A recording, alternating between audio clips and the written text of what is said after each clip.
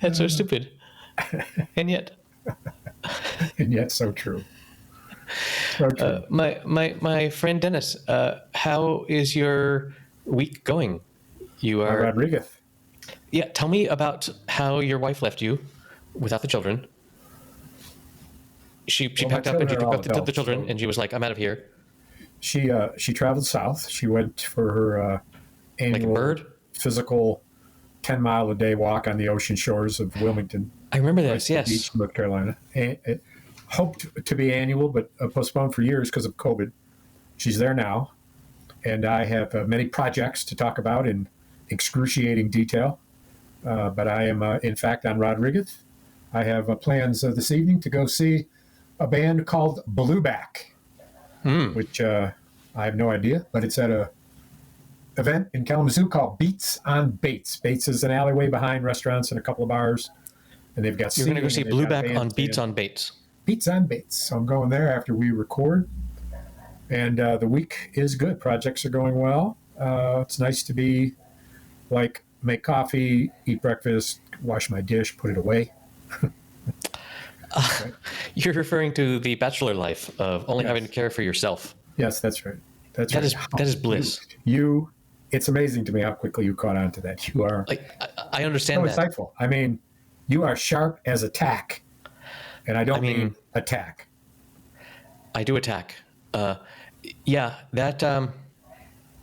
Having experienced sort of that traveling by myself, where just the release of I'm the only one I have to worry about. And if I don't want to eat at a particular time, I don't have to. And if I want to eat at another time, I can.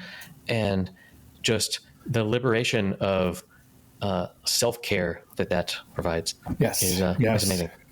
I'm about to be, this weekend, I'm going to be on sort of the inverse of Rodríguez, where my wife is going away, but my kids aren't. So I'm like on single parenting duty. So she's on, what would you call that? She's on a Rodríguez, but because she's a woman, then Rodríguez doesn't work. We have to. No, it would work. The whole point of Rodríguez is that your spouse takes the children away and leaves you at home. So it's not a Rodríguez. Working. So she's going to go on a similar thing to what I have been on, where I'm out and on my own. Since she is on her, is a Rodríguez meaning you got to stay home? Yes. The Rodríguez is that you're. Historically it was the wife, but let's modernize this. Rodríguez, you stay home. Yes, let's modernize this. So your co-parent. Let's not even talk about spouses. Your co-parent takes the children on vacation and leaves you at home working is the important part. You're not on vacation at home by yourself. You're working because you have to, pay the bills and whatnot. So that's what being on Rodríguez is. Well, so here we are. So which is what you are, in which you won't be, in which I won't be. But still, there's a. I would prefer Rodríguez to being alone with the kids, but whatever. I can. What's the weather like there? It's 95 today. Past 2 days, 95. It's quite warm here. I have been out on the balcony for my meeting in shorts and short sleeves, and it's quite warm. It's not hot. It's not 95 degrees, but it's 70s. 80s. Yeah, high 70s. I hope for 80s tomorrow. And I'm painting my fence in the heat, so I'm following the recommendations for high heat work, frequent rest in the shade, drinking plenty of water, wear a hat, loose-fitting clothing, dress in white. But I'm doing the work in the heat. That reminds me, I heard on some podcast today where somebody's, where English was their second language, referred to the low 70s and the high 70s as the early 70s and the late 70s. Which is just fantastic because you can it actually works. Right. It's like, oh yeah, it's going to be in the early 90s tomorrow. And you're like, oh, Bill Clinton. Wow. Well, they come first. Before you get to the later 90s, you have to have the early ones. You can't get high before you start lower. Well, and then there's these people that report that their kids refer to the 90s as as the late 20th century. And that's just so offensive. Like, why? Because of your age? Because of your impending old age? my impending death. Yes. Yeah. That's like, come on, man. Like, Hey, I lived through that. right. You can't talk about that as the late part of a century. We talk about that for other centuries, but whatever. So I watched your recording. I had a few minutes before we started and watched your recording in Utah. Yes. And listened to the opening and the language and your energy and your banter, and then ran out of time, and so went all the way to the end to your concluding remark and your applause. I want you to try to tell me where I should speed up to get to the point where you said that thing that the audience erupted, because that is a snippet that you should use in your marketing. Okay. First, I don't know that I have marketing. Aside from, of course you do. Aside from this podcast, and you market yourself to everyone me. follow me on Twitter and whatnot. But the just showing you, that's like asking me to take you up, tell you at minute 75 of a movie is when they reveal who the killer is. Yeah, that's right. You got it. You can't but it means nothing if you haven't felt the buildup. Not that you would understand the buildup. I don't know that that's altogether true. In the case here, you're not in a movie here. This is not cinema. This is a very technical talk. I think I can probably listen to a couple of minutes of you droning on the techniques and understand that when you say this thing, that people love and erupt into a spontaneous applause and a cheer, I think it will make plenty of sense. So listen to the entire thing, which is 21 minutes. Yeah. Is that true? More or less. It was supposed to be 20 minutes, and I kept it. Yes, I knew you were going over, and you knew it too. I think the video online is probably 21 minutes because they put in the extra padding on the edges. But in the beginning. Yeah. Yeah. So, I mean, it's not that I haven't listened to it every single day since I gave it, but you have an idea. I could probably just give me a general. I mean, halfway through, 3/4 through, 17 minutes, maybe. I don't know, man. Okay, just that's enough. You're valuing my time less than your time to actually go and fucking watch the thing. Well, we know this to be true. You can play it at faster speed. As George Carlin said, my stuff is good stuff. Your stuff is shit. Indeed. So it's what you're getting paid to do. This is banter. This is background banter. You're the producer. You should pull it together. Right. So I will leave that as an exercise for the listener to go and figure out whenever the fuck Dennis wants, the timestamp of, email Dennis. Speaking of television, I watched most of the first part of the George Carlin documentary and loved it, as I knew that I would and will continue to. I don't know if I mentioned last time, but I heard an interview with Judd Apatow about making that and how he was so enamored with George Carlin and how he had never really met him, and how he was very nervous that George Carlin's daughter would like it. But man, she was amazing she was all about my parents were fucked up, and it was rough, but so I look forward to finishing that. Well, and she has a much longer story than what you've heard, but no spoilers. Right. I've also watched 3 episodes of the latest Barry, which is doing very well. Well, I watched the finale yesterday. Yeah, I have a podcast discussing the finale, waiting to be listened to in my feed. Yeah, I saw that. I was going to listen to it as well, but and there's no spoiler here that it's dark. The finale is dark, and it's also no spoiler that it's directed by Hader. And a lot of it, the reviews are amazing direction. Right. So I'm really glad to see a culmination of this season in some serious fucking drama. Nice. I had totally forgotten about the Chechnyan bald guy. Hono Hank? Yeah, Hank, who provides so much comic relief. Like, Oh, he's because hilarious. Hader is the comic of the show, but his character isn't nearly as funny as Hank is. His character doesn't say funny things. Right, it's so dry. Because of Hader, you don't laugh because of Hader, except for the situation that he may find himself in. He's a fucking mess. Right. He's a mess, and he's such a brilliant writer that his comedic essence knows that the way to make it funny is for you not to be funny. Right. Let everybody else be funny. Let the situation create the opportunity for funniness from other people. But that character, Hono Hank, is, because the overwhelming characteristic is he's exceedingly polite. Right.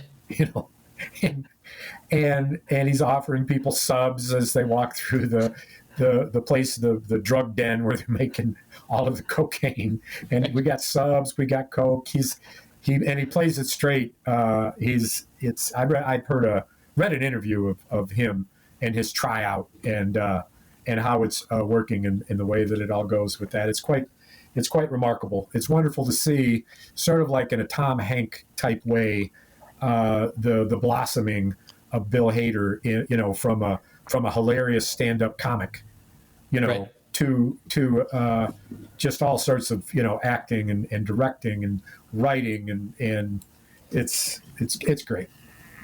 Yes. What? The, Go ahead.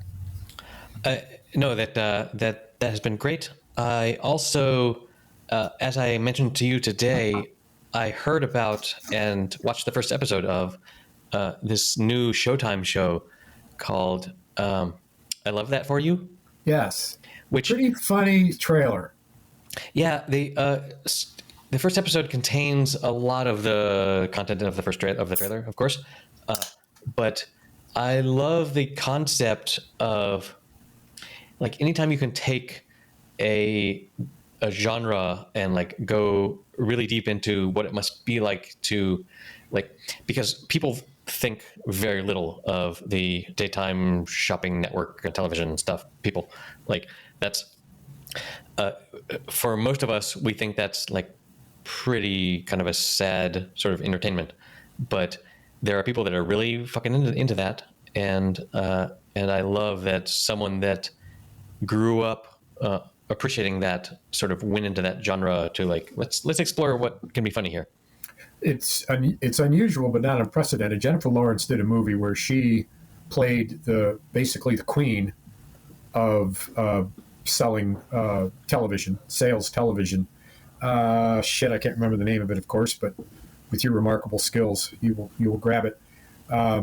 And it showed the inside of that in a way which for me was almost shocking, which means that when I watch what you're telling me, I won't be too terribly surprised, because I have this show went into great detail. Did you like it? Did you like the first episode? I did. The first episode is funny, and it basically, everything that the trailer told you was going to happen has happened, which is what I love. Like a good trailer should spoil only the pilot. And did you laugh out loud? It was so funny. I did not, but I very rarely laugh out loud at television. But it was, I did smirk, and like I got the. You smirked. I'll give the show one smirk. You showed some. You were amused. I was amused. Yes. You were amused, but what was the term you just used? You were smirk. I smirked. A smirk. Yes. A smirk is not an illustration of enjoyment. It's communicating a different thing than enjoyment. I mean, we could probably put a finger on it, but a smirk is like, No, it was. I get what you're doing here, and I appreciate it, but I'm not like laughing out loud. Well, then it was a bit of a chuckler, perhaps, or it was humorous, or it was thoughtfully funny. But the look on your face was not a smirk, unless you thought somehow that they might have been funny, but you could do it better.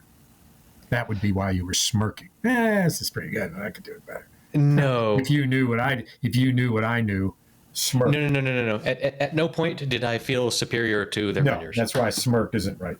Okay. Sorry. I Little smiled. I know English is now your second language, so I'm trying to help you out here. But yeah, you weren't I don't know. smirking.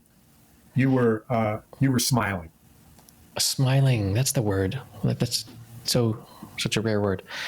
Yeah. So that. And Any other questions about this before we go on? No more questions. One more question. Does this make sense to you then? Just what makes sense to me?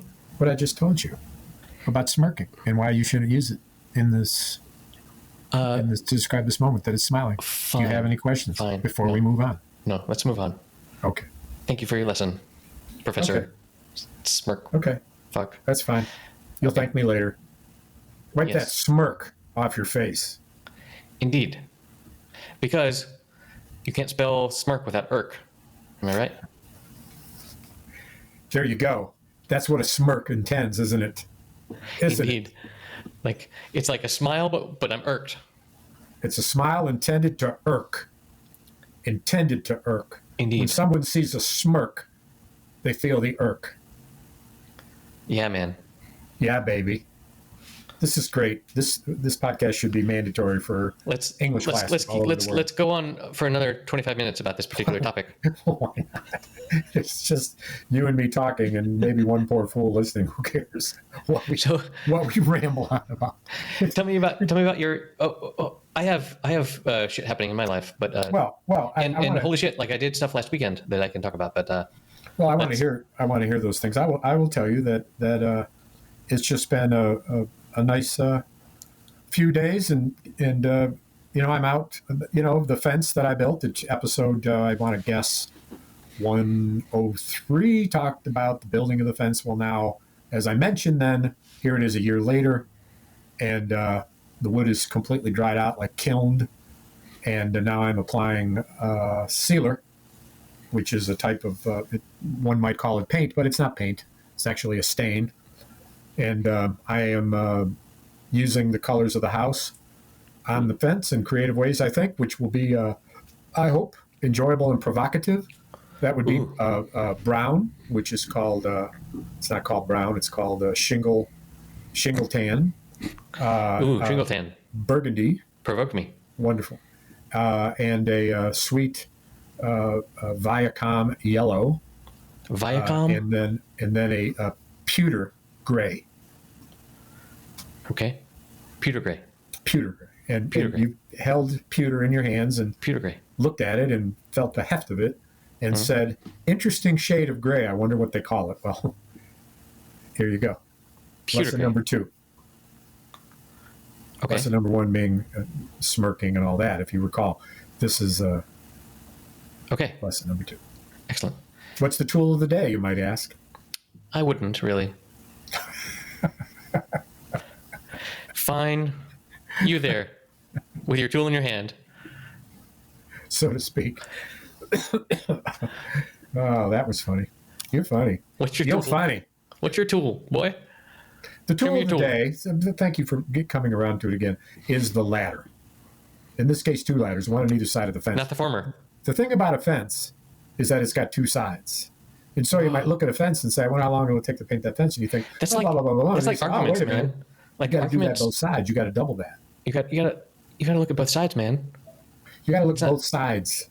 It's like just because someone is convincing doesn't mean that there's not another side to that argument. Or in this case, another side of the fence. And yeah, the side of defense. There's exactly. one side. One side is offense, and then the other side is defense. Right. Well, the first side is defense, and then you say, fence for the other side. The best defense is defense. I went outside in the heat to paint defense. right, and you used not the former, but the latter. Right. Oh, Okay. Another brilliant use of the English language. Lesson number 3. Okay, so We are going to shoot up in Uruguay. Going to shoot up. No, we have to make funny jokes in Spanish for that. So you had some fencing success. Yes. And Good answer. Let's go on. Tomorrow is application. It's rather detailed, but know that my inspiration is New Orleans, where they're not shy about using bright colors, especially for outdoor, what basically is outdoor party space. Family space, certainly, but family over and alcohol is involved.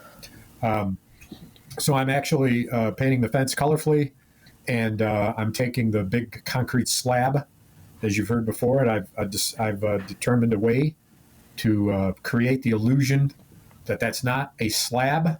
Yes. It is, in fact, a series of carefully, perfectly laid 2 by 2 foot pieces of poured concrete. So to look, let's just use the term cobblestone-y to try to get this across. Yeah. And I know you are just dying to know what did I finally decide on how to do the work? Right? I mean, oh my God, please. I'm dying here. So I'm taking a chalk line. Oh, a chalk line. And I'm going to drill a hole in the concrete. I'm going to insert a nail. I'm going to hook a powdered chalk line to that nail. And then on the other side of the slab, I'm going to hook another one. No. And then I'm going to snap it. And I'm going to do that and create the pattern. And I bought a 3/4 gallon of the best durable concrete paint in black. And I bought brushes that are 1/4 of an inch thick and 1/8 of an inch wide. And I am painting over that chalk line essentially a 1/8 inch thick black line that when the chalk disappears, there'll be a center of it. And it will look exactly like there is a cut mark in the concrete where you laid in, yes, a 2 by 2 foot slab.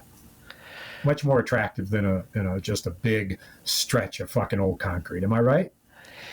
I just want to say, holy shit, is this entertaining? Hey, so questions. There's more questions. Wait a minute. I want to walk you through for me, or how long for you? Will take. I want to walk you through how long it will take for that paint to dry. 3 days. This is a conversation that is not only as interesting as let's stretch it out. Let's talk until the paint dries. Watching the paint dry. Yes. If you watch it long enough, you can watch a flower bloom if you're patient. I'm not patient. And you can watch paint dry. So imagine you're out there, you look, and you see the paint. You can listen to this fucking podcast. You kind of touch it, and it feels a little wet. You wait, you watch it. The sun's beating on it. You're watching. What it feels like, what we're going through right now. In another second, you touch it again, and now it's still a little wet, but it's a little tacky.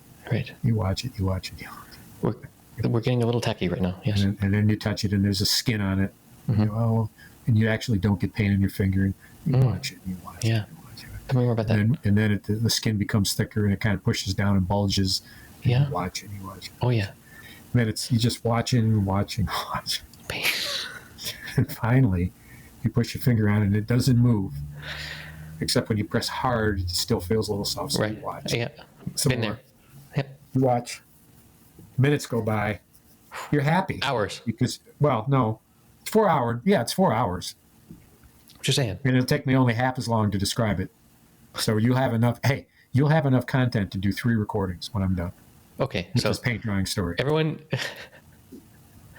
gather around. Okay, so then you look again, and guess what? The paint's dry. Thank you for asking. Did I ask? I can't recall. What's your shirt say? I can't see your symbol on your shirt. Okay, we did this last week. This is a shirt from Apple Park. I can't show it to you all the way, but when I went 4 or 5 years ago, when I let Facebook fly me out to interview with them to see if they wanted to hire me, and they did. And then I looked at the cost of living in Menlo Park, and I was like, screw you guys. I also went and visited my cousins, who I visited in this past trip to San Francisco, my mother's first cousin, and we went to the Apple campus. I don't know if you know, Apple has this new spaceship, hula hoop looking campus. No, we've talked about this before. I remember you going. But anyway, this is I bought this in the gift shop there, but it's not relevant to literally anything. It's more interesting than watching paint dry. Well, that's a low fucking bar. I've got some news before you tell a story about where you've been again in your interesting travels. I did see a picture of La Familia in front of a beautiful waterfalls. I want to hear about that. That must be since we spoke. But I did finish up Barry, which we mentioned, and I'm only 6 episodes away from finishing my binge on Westworld in time for the June 26th date for the beginning of season 4 of Westworld. Which remind me, you've not done any of it, or you did? I did 1 and 2 season 1 and 2, I think. And when the robot got out, I sort of lost interest. Like, that seems like such a simple, I don't know, like such a simple plot twist. It would have been way better if the robots had always stayed in. But yeah, I don't know. I can't comment on what has happened since. Well, I just thought that meh. Yeah, I'm surprised to hear that. But what ends up happening? You can spoil the 3rd season for me. I won't, but it's so intriguing that I believe that if and when you watch it, you will say, "Huh." Now I see it was exactly never how much sense that makes. It was never clear at what point in human civilization we are dealing with. How far in the future? How far in the future? Because everything was within the dome or the world. West World, and people came in and they were all costumed for that. Like, it wasn't clear if it was like now or if it was 100 years from now or 200 years from now or whatever. So the fact that people that the cameras escape from that world. Can you tell me how far in the future it is set? I can tell you this, and maybe kind of get at your question, but I don't know why you necessarily have an assumption that the show is about some future as opposed to a different now read of now. So that in 2022, in this reality of 2022 that the show depicts, there had been a completely different trajectory of the development of robotic quasi life forms, so that whatever the breakthroughs were or whatever, which are in this case the result of a particular person played by Anthony Hopkins and his predecessor Delros. That's the way I viewed it. Okay, so and I don't know that's that what I accept that. Like, I didn't know if it was a different version of now, or are we talking about 2250 or whatever? Know this, that it, because you cut out when they escaped the world, or the worlds as it turns out, right, and went into what is called, quote unquote, the real world, which they want, right, which they feel they deserve, right? That real world, in my view, is in fact set somewhat in the future, but does that in a way which would predict that it's not too terrible much in the future, because it's all shot on location, where one might say are evidence of places where the future is here now. Islands with particular architecture, whoa, man. Saigon, other capital places, significant buildings in the world that are futuristic but are here now. And the story would have you believe that, I guess, that's the way everything is. So if a arts and science center, which is an extravagant futuristic piece of architecture that I believe in, maybe in Australia, if that depicts a future which is X number of years away, let's say 20 years away, then that would tell you what what the kind of general expectation is, but somewhat in the future, but not centuries where you and I would say, well, since we know where we're at with robotics now, it's got to be set at least 100 years in the future. Right. Or whatever, or even if we would say, if it's even possible. Right. But the realistic imagery of how they build it with the strands of white and the coming up out of the milky skin preparation stuff. It is so, as we do with every episode. it's so rich in imagery. It's so creative. It's Yep. I have a colleague who just spent some time in the Middle East, and he went to the United Arab Emirates, and he talked to us about what happens when you have a billionaire who collects a team of architects together and just tells them, I don't really have any idea of what to build, but like, just make me something fucking cool, man. yeah. Here's where I like this. Here's a few things I want. Right. And then you guys just go fucking nuts. Yeah, and go nuts, because money's no object. Right. And so my colleague talks about how there are buildings and crap there that are just will blow your mind as like, why would anyone build something so outrageous? But but if there's so much money and there's so little, if there's so little control, it's just like, you guys just go nuts on your artistic architecture spree. Well, how wild that can be. Where is this where did you say this was? I said the United Arab Emirates, but also like Qatar. Apparently in Qatar, they're about to have to host the soccer World Cup later this year. And apparently everything is behind schedule and deadlines and stuff. And so they've sort of agreed, everyone has agreed to build the facade of the buildings so that's done by the time that the World Cup runs around, so that the buildings look like buildings, but like much like this podcast, where there's like no actual content in the molten center. There's no there. Yeah. Not to drag us into a political discussion, but we are now completed our second hearing of the January 6th attack on the Capitol. I don't imagine you've had any time to get wind of that. I've heard some echoes. I've watched but fallen asleep during some of it. But I've been there for every moment of it. But here's the takeaway. I'll mention this, and maybe you want to go there, maybe not. But this is the thing that was surprising to me. And you know where I stand. And we haven't mentioned his name in so many episodes. Yes, yeah. This is what I walked away with in this conclusion. This wasn't some, oh my God, what's happened kind of thing.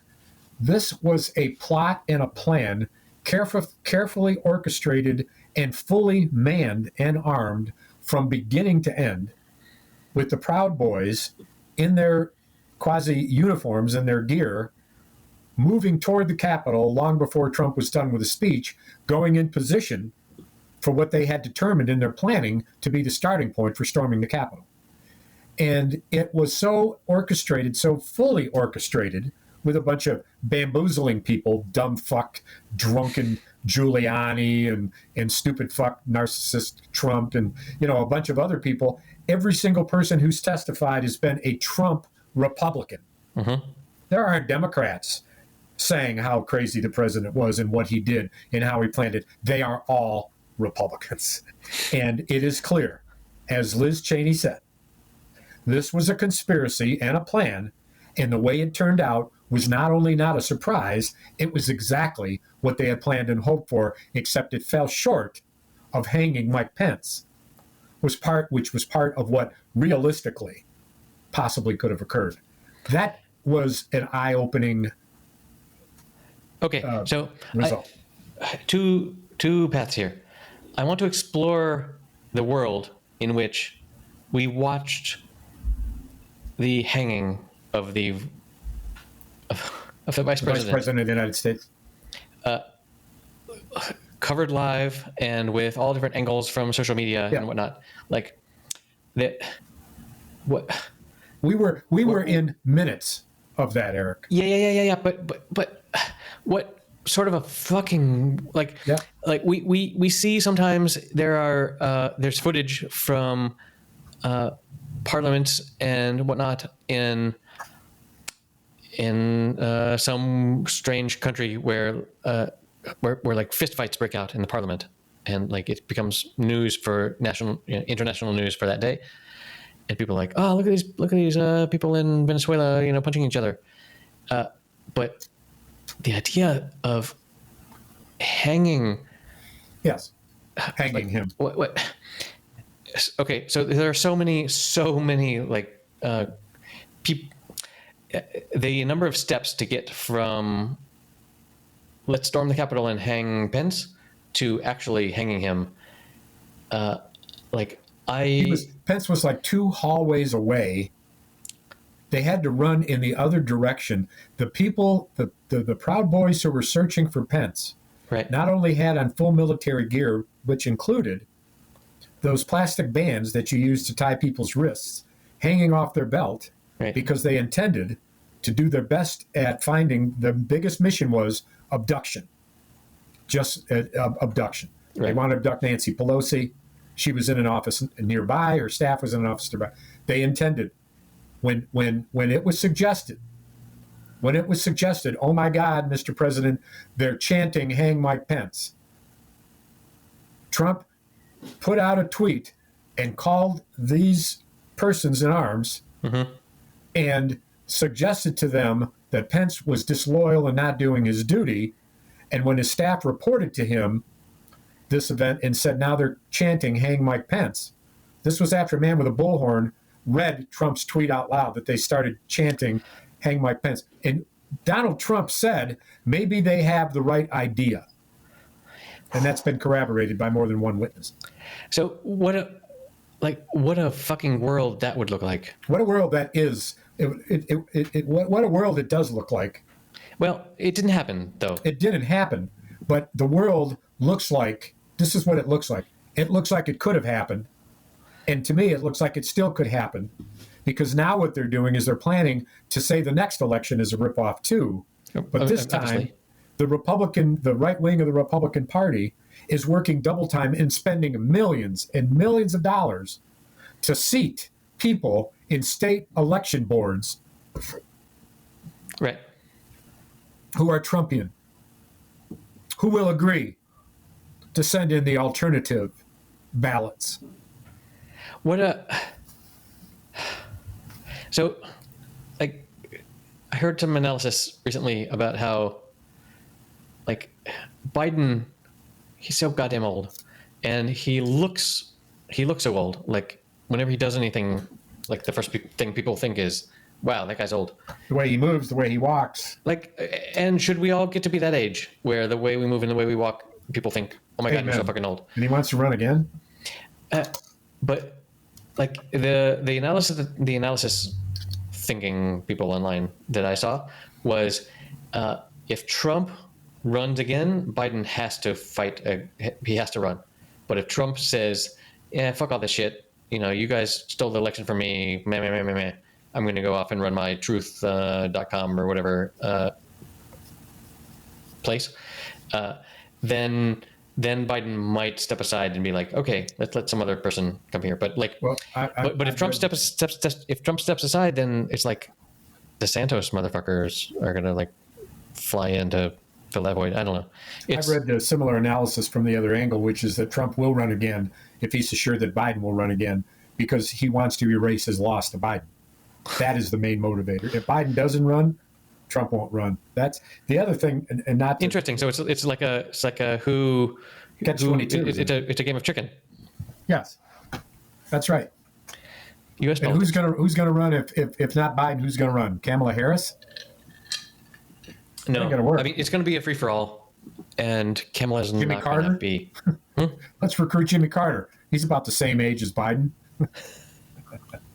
94. I mean, oh Lord. Yeah. Well, it's. I hate to digress. We haven't talked politics in so very long, and I know, but not it's been been a lot fun. of reason to it. The mishandling of the inflation, which was the responsibility of the Fed, which is appointed by Biden, and the reality that the president doesn't really have much to do about economy. And of course, the poster that James Carville put up in Bill Clinton's office at campaign headquarters was, "It's all about the fucking economy, stupid." Yep. Which is why Biden is fucked. Biden, well, midterms are fucked to begin with. We don't know so much about Biden. There's been presidents that have withstood inflation and then gone on to win. At least a couple of if what I'm remembering reading is correct. They must have been super charismatic. That isn't the issue. And a really, really old guy running when what people are voting for in primaries is what? More change? They vote for change? Trump isn't change. Trump is same old. Biden certainly isn't change. And so they're likely to see a spate of never run-agains. There just was a race where a 5 or 6 year Republican congressman lost his primary to a vet who was a newcomer to politics, who basically said, enough of this bullshit. I'm not a political candidate. I am a citizen candidate. I'm not a politician. And he won by double digits. If this is what happens, then it's a crapshoot. But I'll tell you what, the crapshoot is more likely to have new people on the Republican side, because Trump will not be able to run again, because his indictments will be at least enough powerful to lose every independent vote. Right? Maybe. And then the Democrats make the mistake of not understanding the change and running old Joe, who was perfect to beat Trump, but not so perfect to beat, and not DeSantis. He's a caricature of Trump. The Republican Party would probably put somebody who we would be afraid of, which is a true conservative Republican who's not Trumpian. Right. Okay, so would you like to announce your candidacy on this episode, or should we wait for the next one? Well, I don't know. I'll do all I can. I am supporting Stacey Abrams in Georgia, who's running for governor. She sends me text messages. Purportedly, it's her. And one of them said, donate now, and we're going to select some of the people who donated, and Stacey's going to call you. That almost worked. I sent her some money. All right. And I'll send her some more. So you're not running for president yet? Let me just say this. I'm focused on the midterms. You're so young.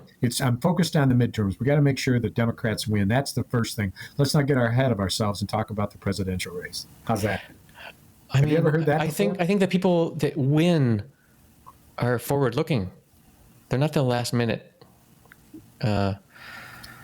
Listen, the situation here is not about any point of deliberation or enthusiasm for what the future holds. It's the reality of this. If we lose the midterms, we're in a much more tougher position to be able to pass laws that this country needs desperately in order to move on.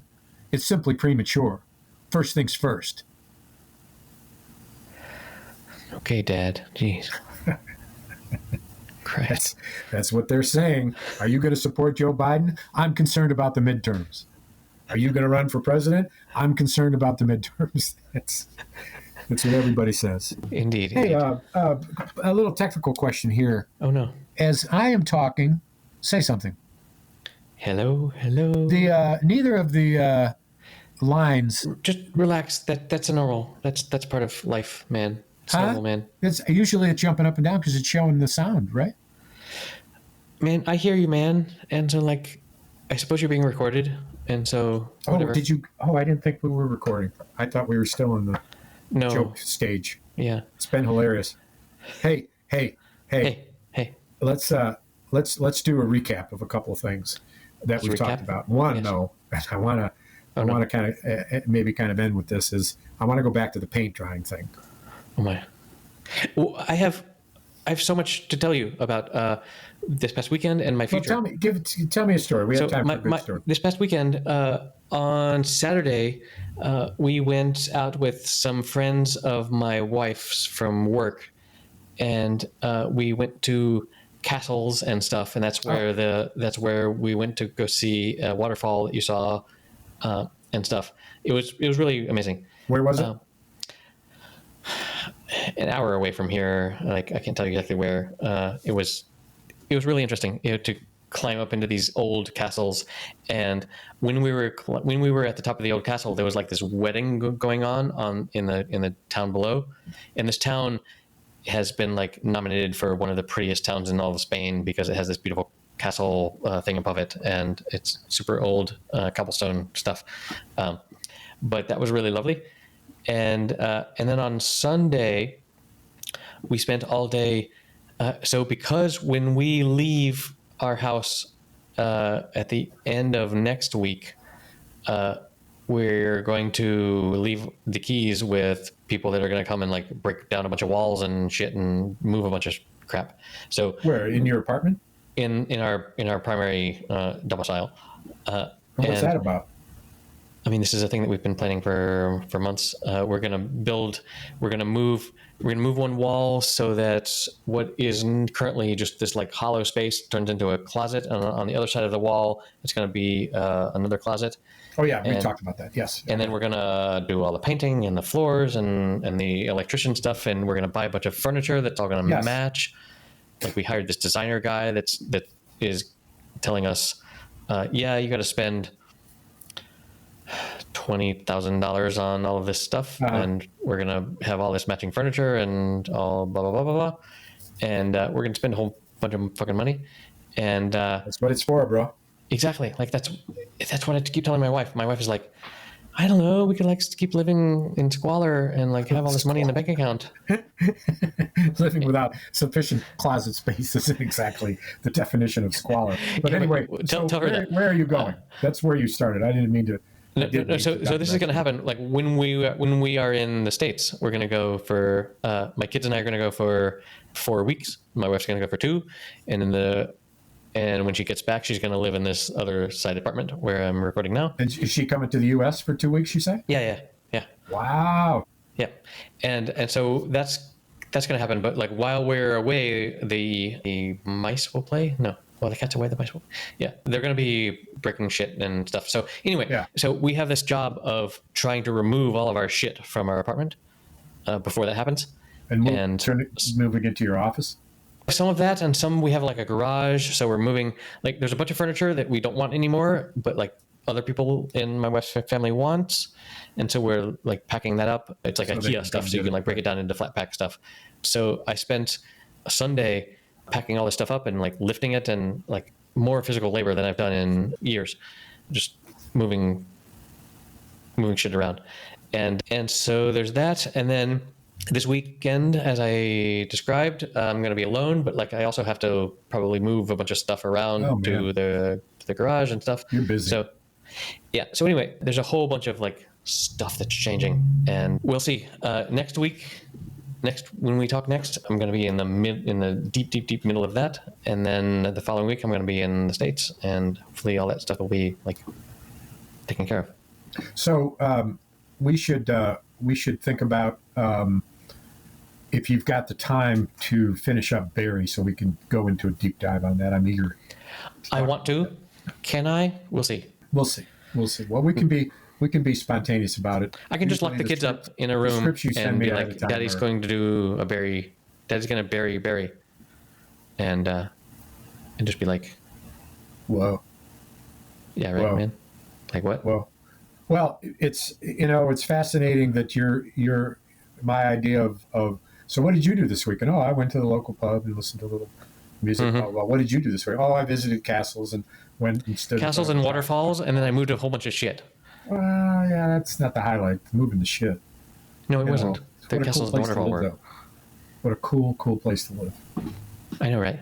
How many castles have you been to lately? I've never been to a castle. Although my home is my castle. I am the king of my own castle. which is it's not a big castle. It's not a big kingdom. Let's put your queen on and see just how king you are. Well, my friend, it's always great. You're the only person I talked to for such a length of time. And this podcast was at least as interesting as watching paint dry.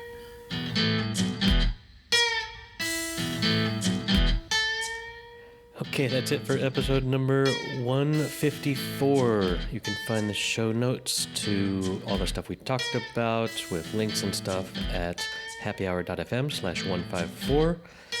If you'd like to go watch paint dry, you can also do that. You can help support us at patreon.com/happyhour, and we'd love to get your support. See you next week.